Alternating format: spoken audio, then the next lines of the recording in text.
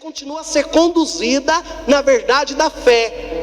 A igreja continua a confirmar os irmãos, na pessoa do Papa Francisco hoje, na verdade da fé. Quando o Papa diz, esse é o caminho, essa é a direção, essa é a doutrina, o Papa fala na autoridade recebida por Pedro, nas palavras de Jesus, nessa sucessão apostólica, nessa continuidade. Então o Papa é o centro da comunhão, da fé cristã, da fé católica. E a nossa ligação ao Papa Francisco, não só uma ligação afetiva, eu gosto muito dele, eu posso gostar muito de você e achar que você só fala besteira. Não é? Você não tem um amigo que você gosta muito, que você fala, ele é ótimo, principalmente quando ele está com a boca fechada, né? Todo mundo tem um, né, que fala, nossa, eu amo fulano, nem o pena que ele fala. Querendo falar? Não sei.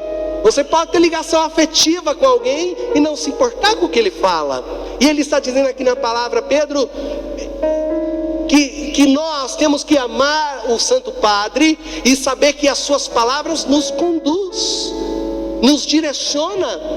E por isso que a igreja é toda ligada numa obediência de fé e numa união apostólica. E por isso somos a igreja católica, porque professamos uma fé que está no mundo inteiro. Apostólica, porque é baseada nos apóstolos que nos ensinam a doutrina. E romana, porque em Roma morreu Pedro, aquele que ouviu de Jesus, tu és pedra e sobre ti edificarei a minha igreja. E em Roma está aquele que sucede a Pedro, e em Roma está aquele que nos faz, todas as igrejas do mundo inteiro que professam a fé católica apostólica romana, viver a verdadeira unidade, a verdadeira união a essas palavras que a Sagrada Escritura nos ensina.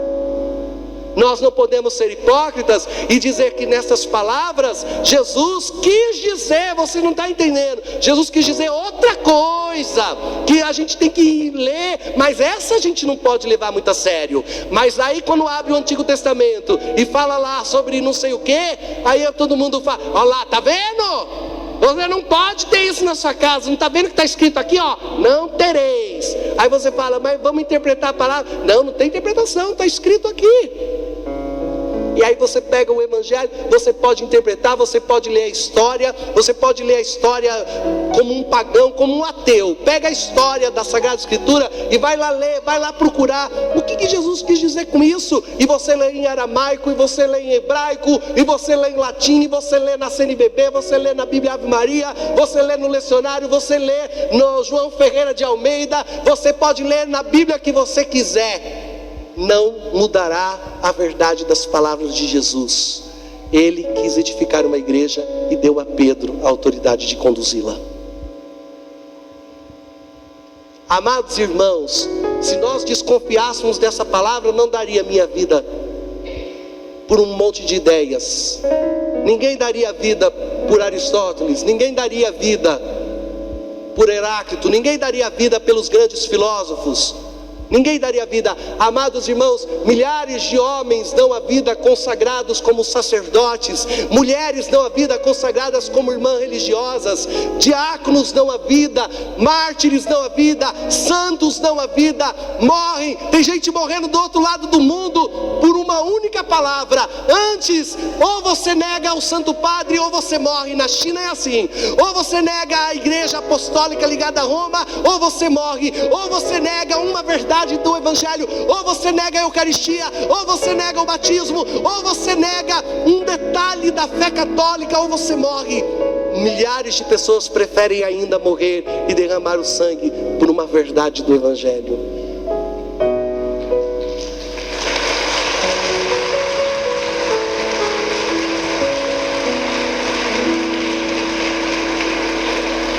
E por isso a igreja se veste de vermelho hoje, porque Pedro e Paulo morreram, deram a vida deles, por causa das verdades que vocês estão ouvindo hoje nessa pregação, nessa liturgia. E eu digo para vocês, amados irmãos, será que sair da igreja de Jesus Cristo, porque não nos agradamos com a sua doutrina, nos levará a viver a vontade do Senhor? Ou talvez nos submetemos àquilo que o Senhor ensina e percebemos que as nossas inclinações muitas vezes são egoístas, e as nossas inclinações são mais voltadas às nossas concupiscências do que à verdade do céu. Por isso é fácil desprezar a igreja católica. Por isso é fácil cuspir na igreja católica. Por isso é fácil criticar os padres. É fácil ficar criticando a fé que a igreja ensina e tem guardado. Mas eu quero ver alguém encontrar uma igreja que tantos homens e mulheres há tantos anos têm dado a vida por essa fé.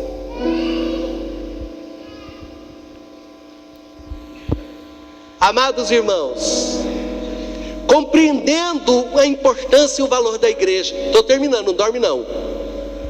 Compreendendo a importância e o valor da igreja. Vocês ouviram na primeira leitura, as primeiras comunidades cristãs compreendiam. Atos dos Apóstolos, o que eles diziam? Pedro foi preso, porque o imperador percebeu que era bom prender os cristãos, agradava os judeus, então mandou prender Pedro. Era o Herodes que fala, mas não é o mesmo Herodes que matou as crianças. O Herodes que matou as crianças era o avô. É que eles iam mudando de geração, era Herodes avô, Herodes pai, Herodes júnior, Herodes neto, era tudo Herodes. É tudo da mesma laia. Aí Herodes mandou prender Pedro para agradar os judeus. E a hora que prendeu Pedro, olha para você ver, Pedro era um cara temido. Ele mandou colocar um monte de soldado. E por isso que fala 2, 4 piquetes de 2, não sei o que de soldado. E os soldados estavam algemados com Pedro, Pedro no chão, algemado. E os soldados, um monte de soldados agitados, fazendo a guarda. O cara é perigoso. E um monte de gente em volta, soldado, camburão, carro de polícia, na tela, cidade alerta. Pedro estava lá sendo vigiado. E aí aconteceu o que, amados irmãos? Pedro tranquilo, sereno. Se Deus quer que essa minha hora, vai ser essa hora. O Herodes já tinha matado Tiago. Então, se é agora a minha hora, Pedro tranquilo. E o que a igreja, os primeiros cristãos, a igreja dos Atos dos Apóstolos, a igreja fez? O que a igreja fez se Pedro não tivesse valor? Se a pedra qual Cristo quer edificar a igreja fosse somente a palavra: tu és o Cristo, o Filho de Deus vivo. Não, quando Jesus diz tu és Pedro e sobre essa pedra edificar a igreja, não é sobre a pedra, não é sobre o Pedro apóstolo, é sobre a fé. É só sobre a ideia da fé. Se fosse assim, todo mundo ia dizer o quê? Ah, que pena, Pedro vai morrer, né, gente? Mas vamos continuar, o importante é que Jesus está com a gente, né? Amém. Não, o que a igreja fez? Toda a igreja compreendia quem era Pedro. Todos os cristãos se uniram e oravam incessantemente pela libertação de Pedro. Então Pedro está lá, tranquilo, preso, os cristãos rezando: ai meu Deus, faz alguma coisa para Pedro. Rezando. Um anjo do Senhor apareceu, foi lá e libertou Pedro. E Pedro se levantou e saiu do meio dos seus algozes, no meio dos soldados, com aquela vitória que só Deus pode dar. Amados irmãos, muitos de nós na igreja de Jesus Cristo, pela graça dos sacramentos, nos levantamos do meio dos nossos algozes, dos nossos pecados, da morte da nossa casa, de uma morte interior, de uma vida sem sentido, pela graça da obediência e de uma vida dentro da igreja de Jesus Cristo. Muitos de nós nos levantamos e nos libertamos daqueles que nos aprisionavam e nos prendiam na ignorância do medo, do pecado e da morte, para uma vida de liberdade, uma vida em Jesus Cristo, uma vida de vitória. Eu quero dizer assim para você que na igreja do Senhor nós encontramos a coragem e a força de sermos livres interiormente. E mesmo que alguém possa nos roubar até a liberdade física, se alguém nos roubar a liberdade moral, se alguém nos levar para um martírio moral, que hoje o martírio de hoje é moral. No tempo de Jesus o martírio era físico, derramavam teu sangue. Hoje o martírio é moral. Hoje você ser um bom católico, você falar onde você trabalha que você honra o teu matrimônio, você falar na sua juventude para os seus amigos que você guarda a tua virgindade, você falar que você vai à missa, você falar que você ajuda a tua igreja, você falar que você faz pastoral. Hoje, se você falar que você é um bom cristão, zombam e riem de você e dizem que você é beato e tiram sarro de você e dizem que você está ultrapassado. Hoje o martírio é moral, mas se você ama e segue Jesus Cristo, podem roubar de você tudo, mas não roubarão de você a liberdade, a força e a vitória que Jesus Cristo trouxe.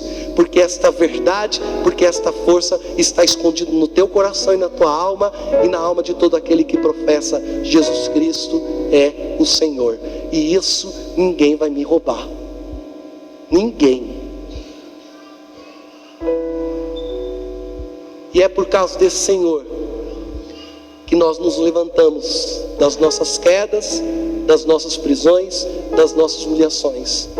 É ali naquele confessionário que as correntes se rompem, e é aqui nesse altar que nós encontramos forças para amarrar os nossos cintos, calçar a nossa sandália e continuarmos até que o reino dos céus chegue para todos nós.